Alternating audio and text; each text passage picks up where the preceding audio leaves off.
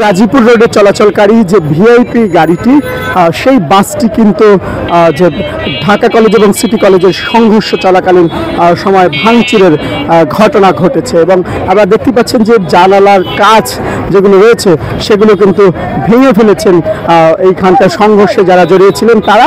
এবং এই গাড়িটি কিন্তু রাস্তা থেকে যাচ্ছিল, এই সময় মূলত এই শিক্ষার্থীরা আসেন এবং এসে এই গাড়িটির উপর হামলা চালানো হয়। আমরা একটু চেষ্টা করব এই গাড়ির যিনি রয়েছেন চালক তার কাছ থেকে জানার যে আসলে এই গাড়িতে কি ঘটনাটা কি ভাই? মানে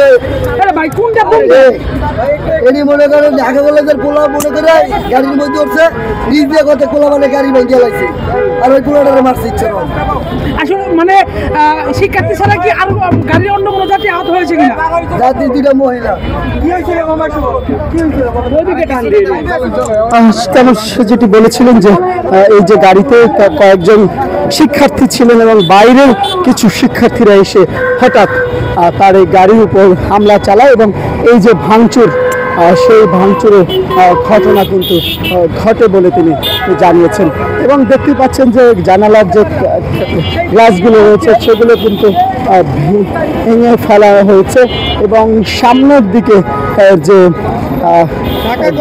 গ্লাসগুলো রয়েছে সেগুলো কিন্তু ভাঙচুর হয়েছে। পুলিশ যদিও এই গাড়িটিকে ফেলে সামনের দিকে নিয়ে এসেছে এবং যান চলাচল এই মুহূর্তে স্বাভাবিক করার যে চেষ্টা সেটি তাদের চলছে এবং তারা এটি স্বাভাবিক করেছেন, সেটি কিন্তু চেষ্টাটা তাদের চলছে।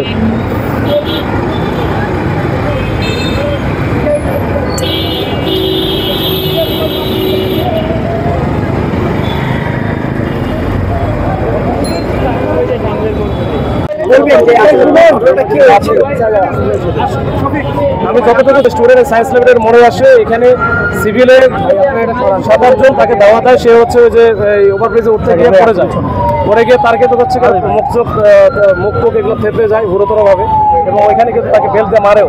এখন এরা কারা মারলো কী করলো এটা কিন্তু আমরা ইনভেস্টিগেশন করতেছি এবং ওটা চেহারা বোঝা যাচ্ছে না।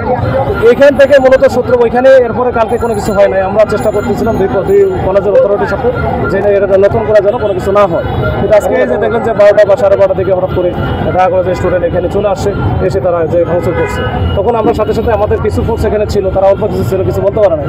এরপরে কিন্তু আমরা যখন অতিরিক্ত ফোর্স নিয়ে আসলাম, আসার পরে তাদেরকে আমরা ঠেলে নিয়ে চলে গেছি এবং তারা ঢাকা কলেজ। এখন পুরো সায়েন্স ল্যাব থেকে নীলক্ষেত পর্যন্ত পুরো ঢাকা শহরে এই এখন সার্বিক অবস্থার আপডেটটা কি? এখন এই যে দেখতেছেন ওই যে তাকায় দেখেন এখন পুরোটা স্বাভাবিক, যান চলাচল স্বাভাবিক, যানচল চলতেছে। এখন এই যে সিটি কলেজে যারা ছিল তারা তো বেশ কিছু যে ইট পাটকেল পুলিশে লোক করে মারছে, তো আমরা তাদেরকে ডিসপার্স করার চেষ্টা করছি, তারা যেন চলে যায়, যে পরিস্থিতি যেন স্বাভাবিক হয়। এই অবস্থা আছে, এখন পরিস্থিতি পুরোটা স্বাভাবিক। এখন পুলিশের বেশ কয়েকজন আছে, আমার মতে এটা 10-15 জন হবে, আজকে অনেক আহত হয়েছে।